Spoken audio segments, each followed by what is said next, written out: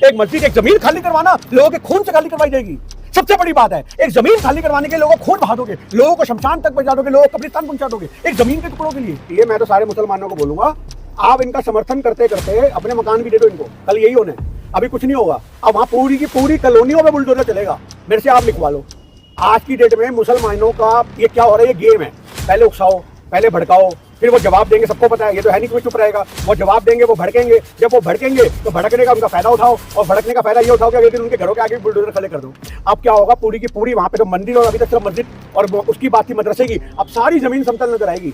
मुसलमानों के घर रोन दिए जाएंगे। अब इस तरीके से उनका साथ ये व्यवहार होगा। मैं आपको ये बता दूं, कुछ ना करे मुसलमान, चुपचाप बुलडोजर ले और बुलडोजर के आगे आगे कहे कि लो जी लो, मैं ही गिरा देता हूँ मकान है, ये मेरे दादा ने गलत बना दिया, शायद ये अतिक्रमण की जमीन है जी, मैं खाली कर देता हूँ, यहाँ बनाओ जी, आपको जो बनाना है। अरे मजाक हो रहा है क्या? आदमी की जिंदगी भर की पूंजी होती है, 2 मिनट नहीं लगाते बुलडोजर की कार्रवाई। सुप्रीम कोर्ट को बीच में आना चाहिए, मना करना चाहिए बुलडोजर की कार्रवाई के लिए। ये सुप्रीम कोर्ट को इंटरफेयर करना पड़ेगा इस मामले में कि बुलडोजर की कार्रवाई और नहीं चल सकती। आपने ठीक है, वो जुर्म करने वाले आपने बोला ये अतीक अहमद है, इसकी प्रॉपर्टी पे चलाएंगे। जब तक लोगों को समझ में आया, हम लोगों ने भी कहा चल ठीक है यार, गुंडे बदमाशों की जमीन है, जो सरकार कर रही है अच्छा कर रही है, कोई बात नहीं। पर आप एक आम आदमी की जमीन हड़पोगे, क्यों? क्योंकि वो मुसलमान है, उसको उनके घर के किसी ने पत्थर चला दिए। अरे पत्थर चलाए तो सजा भी तो होगी। संविधान क्या कहता है? गोली चला दो। जो बहन बेटियों को सरेआम बलात्कार करके मार देते हैं और रोटियां आर पार कर देते हैं, उन पे गोली नहीं चलती। मार दोगे, पीट दोगे, काट दोगे, बुलडोजर चला दोगे, क्या है ये? क्या है? देश हिंसा से चलेगा? देश संविधान से चलेगा, देश कानूनों से चलेगा। और कानून बनाने वाले ही अगर कानूनों के साथ ऐसे करेंगे तो किससे सवाल करेंगे? मतलब एक माँ ही अगर बच्चे का गला घोट देगी तो बच्चा किसकी कोख में अपने आप को सुरक्षित समझेगा?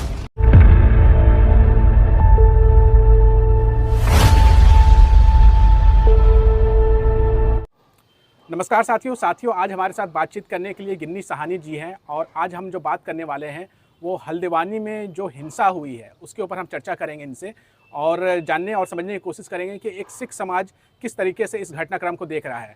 तो स्वागत है आपका हमारे चैनल पर। और आपसे हमारा पहला सवाल यही है कि जिस तरीके से हल्द्वानी में घटना सामने आई है, हिंसा हुई है, इसको लेकर के आपका क्या कहना है? देखिए, आपने बोला सिख समाज की बात नहीं है। आज मैं एक भारतीय हूँ, एक भारतीय होने के नाते एक बात रखूंगा। ठीक है, आप लोगों ने अतिक्रमण हटाना था, अतिक्रमण हटाते हटाते कि आप लोगों की सांसें भी हटाने लग जाओगे, ये सबसे बड़ा मुद्दा है। आप गोली चलाने का आदेश देते हो, ठीक है, हमने माना, हम सारी बातों को एक्सेप्ट करते हैं कि लोगों ने पत्थर चलाए, लोगों ने व्हीकल जलाए, तो क्या इसका समाधान गोली है?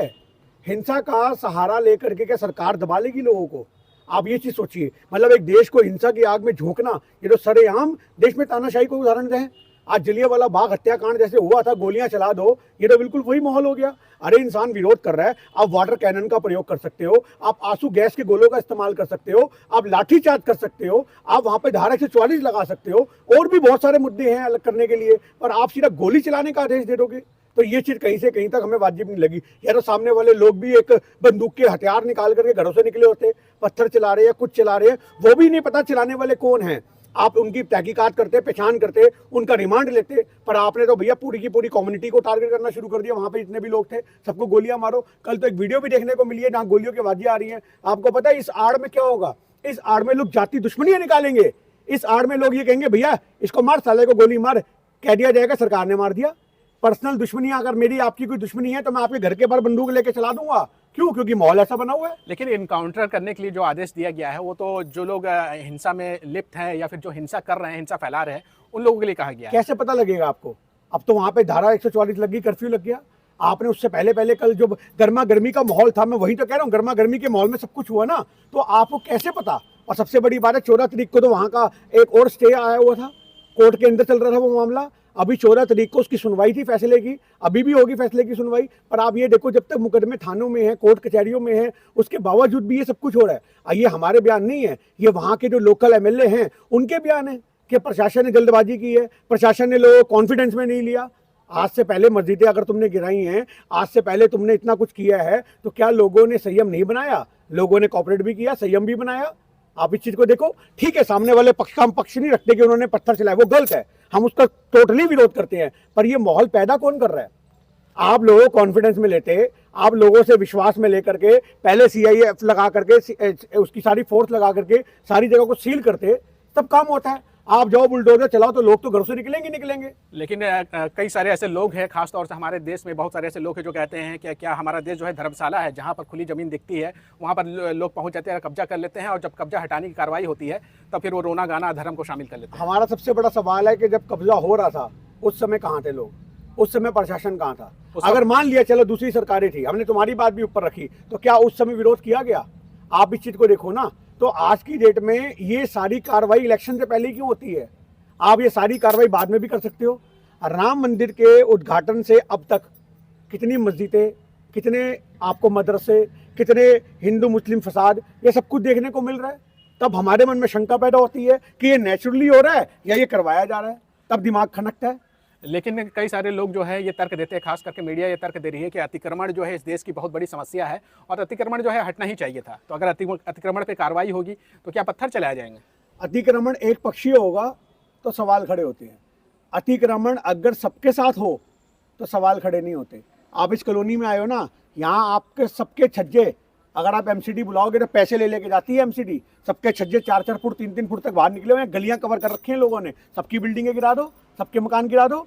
क्यों नहीं गिराते आप एमसीडी के हिसाब से कौन नक्शा बनाता दिल्ली में? 20 गज 25 गज में रहने वाला आदमी। अतिक्रमण तो पूरे भारत में जगह जगह ही हो रखा है जी। इस हिसाब से अगर आप लिस्टें निकालने लग गए तो आप अपने घर में देखोगे कि ये पार्क की जमीन है जहां मकान बना के बैठे हो। ये बड़े बड़े बिल्डरों ने, बड़े बड़े जो जमींदार थे जिन्होंने काट काट के जमीनें बेची, ये उनकी गलतियां थी। आम नागरिक जो 20-25-50 हजार रुपए गज्जों में अपनी जमीनें लेके बैठा, वो तो भुगत रहा है बेचारा, उसको तो फंसा दिया गया। उस समय आपने रजिस्ट्रियां क्यों करवाई? आपने कागज क्यों करवाए? गवर्नमेंट ने उस समय कागज करते वक्त गवर्नमेंट पैसा ले लेती है। उस समय गवर्नमेंट देखती है कि वो अतिक्रमण की जमीन है, हम वहां पे नोटरी नहीं करने देंगे, हम वहां पे रजिस्ट्री नहीं होने देंगे। चलिए लोग आपके इस जवाब पर जो है सवाल करेंगे कि किसी जमाने में अतिक्रमण हो गया, लेकिन अब तो अतिक्रमण हटाया जा रहा है ना, तब कि लोगों को क्यों तकलीफ हो रही है? अतिक्रमण हटाओ। अतिक्रमण हटाने में अगर लोग बरस रहे हैं तो उनको कॉन्फिडेंस में लो। भारत के लोग हैं, कोई इराक से सीरिया से निकल के नहीं आए, वहां पे आतंकवादी नहीं बसे हुए वो लोग, एक घरेलू पारिवारिक लोग हैं। अगर किसी इंसान को चुंडी मारी जाती है उसको चिल्लाने का पूरा हक है। आप अतिक्रमण हटाओ, हम गवर्नमेंट के फेवर में है इस बात में। चलो आपने माना अतिक्रमण है, आप हटाओ, पर अतिक्रमण हटाते लोगों को मार दोगे, गोलियों के आदेश दे दोगे, ये हिटलरशाही करोगे, इस पे तो सवाल खड़े होंगे ना। अगर सामने वाले ने पत्थर भी मारा, मैं आपके सर पे पत्थर मार दूं, आप गोली मार दोगे मुझे? अरे पत्थर का जवाब गोली है क्या?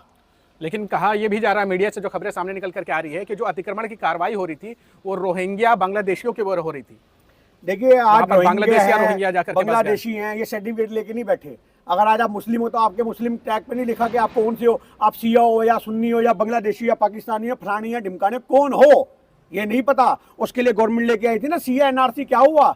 हो गए डब्बे में गुल, फेल हो गया। कितने लोगों का पता लगा पाई?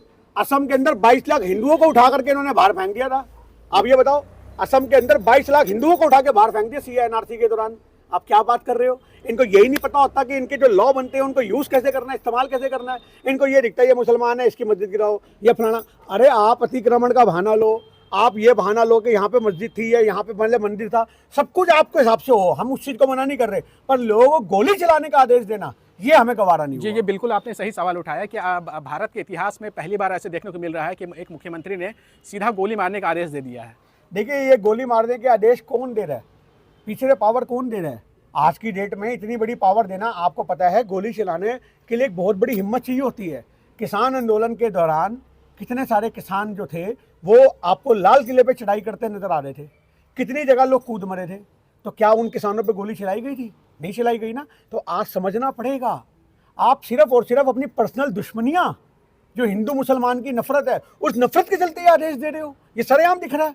आज की डेट में अगर लोग भड़क रहे हैं, भड़कीले हो रहे हैं, आप डंडे मारो, लाठियां मारो, आप कुछ भी करो, गिरफ्तारियां करो, सबको उठा के जेल में बंद कर दो, आप उनके ऊपर कोई धाराएं और लगा दो, हिंसा बढ़ाने की धाराएं लगा दो, पर आप उन पर गोलियां चला दोगे। 16 साल का नाबालिग मारा गया स्कूल जाने वाला बच्चा कल की डेट में। कल तक 7 मौतें थी, आज तक तो 23, 24, 25 हो चुकी हैं। आप बताओ कौन है इन मौतों का जिम्मेदार? क्या वहां का सीएम जिम्मेदारी लेगा? एक मस्जिद, एक जमीन खाली करवाना लोगों के खून से खाली करवाई जाएगी। सबसे बड़ी बात है, एक जमीन खाली करवाने के लोगों को खून बहा दोगे, लोगों को शमशान तक पहुंचा दोगे, लोगों को कब्रिस्तान पहुंचा दोगे एक जमीन के टुकड़ों के लिए। यह सबसे बड़ा सवाल है। खबरें ये भी सामने निकल करके आ रही है कि जिन लोगों के ऊपर कार्रवाई हुई है, जिन लोगों को चोट लगी है या जिन लोगों के ऊपर आरोप है, उनसे अब वसूली भी की जाएगी। यानी कि जो भी जान माल का नुकसान हुआ है और जो भी सरकार का नुकसान कुछ नहीं होगा जी। मुसलमानों को कुछ नहीं चाहिए। मैं तो सारे मुसलमानों को बोलूंगा, आप इनका समर्थन करते करते अपने मकान भी दे दो इनको। कल यही होना है, अभी कुछ नहीं होगा। अब वहां पूरी की पूरी कॉलोनियों में बुलडोजर चलेगा, मेरे से आप लिखवा लो। आज की डेट में मुसलमानों का ये क्या हो रहा है, ये गेम है। पहले उकसाओ, पहले भड़काओ, फिर वो जवाब देंगे, सबको पता है, ये तो है नहीं कि कोई चुप रहेगा। वो जवाब देंगे, वो भड़केंगे। जब वो भड़केंगे तो भड़कने का उनका फायदा उठाओ, और भड़कने का फायदा ये उठाओ कि अगले दिन उनके घरों के आगे भी बुलडोजर खड़े कर दो। अब क्या होगा, पूरी की पूरी वहां पे तो मंदिर और अभी तक सिर्फ मस्जिद और उसकी बात थी मदरसे की, अब सारी जमीन समतल नजर आएगी, मुसलमानों के घर रोन दिए जाएंगे। अब इस तरीके से उनका साथ ये व्यवहार होगा। मैं आपको ये बता रहा हूँ, कुछ ना करे मुसलमान, चुपचाप बुलडोजर ले और बुलडोजर के आगे आगे कहे कि लो जी लो, मैं ही गिरा देता हूँ मकान, ये मेरे दादा ने गलत बना दिया शायद, ये अतिक्रमण की जमीन है जी, मैं खाली कर देता हूँ, यहाँ आप बनाओ जी, आपको जो बनाना है। अरे मजाक हो रहा है क्या? आदमी की जिंदगी भर की पूंजी होती है, तो मिनट नहीं लगाते बुलडोजर की कार्रवाई। सुप्रीम कोर्ट को बीच में आना चाहिए, मना करना चाहिए बुलडोजर की कार्रवाई के लिए। ये सुप्रीम कोर्ट को इंटरफेयर करना पड़ेगा इस मामले में कि ये बुलडोजर की कार्रवाई और नहीं चल सकती। आपने ठीक है, वो जुर्म करने वाले, आपने बोला ये अतीक अहमद है, इसकी प्रॉपर्टी पे चलाएंगे। जब तक लोगों को समझ में आया, हम लोगों ने भी कहा चल ठीक है यार, गुंडे बदमाशों की जमीनें हैं, जो सरकार कर रही है अच्छा कर रही है, कोई बात नहीं। पर आप एक आम आदमी की जमीनें हड़पोगे क्यों? क्योंकि वो मुसलमान है, उसके उनके घर के किसी ने पत्थर चला दिए। अरे पत्थर चलाए तो सजा भी तो होगी। संविधान क्या कहता है? गोली चला दो। जो बहन बेटियों को सरेआम बलात्कार करके मार देते हैं और रोटे आर पार कर देते हैं, उन पे गोली नहीं चलती, उन पे गोली नहीं चलती, इन लोगों पे गोली चलती है। पत्थर चला दिया मतलब बहन बेटी की इज्जत सस्ती है, और एक मुस्लिम पत्थर फेंक देगा तो वो महंगा है। लेकिन बहुत सारे मीडिया चैनल्स तो ये दिखा रहे हैं कि ये जो पत्थर चलाने वाले ये तो जिहादी है ना, ये जिहादी है, ये मुस्लिम थोड़ी है, ये अपने देश के भी नहीं है, ये तो रोहिंग्या बांग्लादेशी इलीगल तरीके से आके वहाँ बस गए हैं और यही जो है वहाँ पर हिंसा फैला रहे हैं। तो बांग्लादेश से वार्ता करो, बुलाओ बांग्लादेश के प्रधानमंत्री को, बैठो मीटिंग करो, बोलो ये हम सारे बंदे तुम्हारे यहाँ समर्पित कर रहे हैं, हमारे नहीं है। जो समाधान है, जो इंटरनेशनल लॉ बने, उनके हिसाब से चलोगे ना भाई। या सरे आप मार दोगे, पीट दोगे, काट दोगे, बुलडोजर चला दोगे, क्या है ये क्या है? देश हिंसा से चलेगा? देश संविधान से चलेगा, देश कानूनों से चलेगा। और कानून बनाने वाले ही अगर कानूनों के साथ ऐसे करेंगे तो किससे सवाल करेंगे? मतलब एक माँ ही अगर बच्चे का गला घोट देगी तो बच्चा किसकी कोख में अपने आप को सुरक्षित समझेगा? आप बताओ।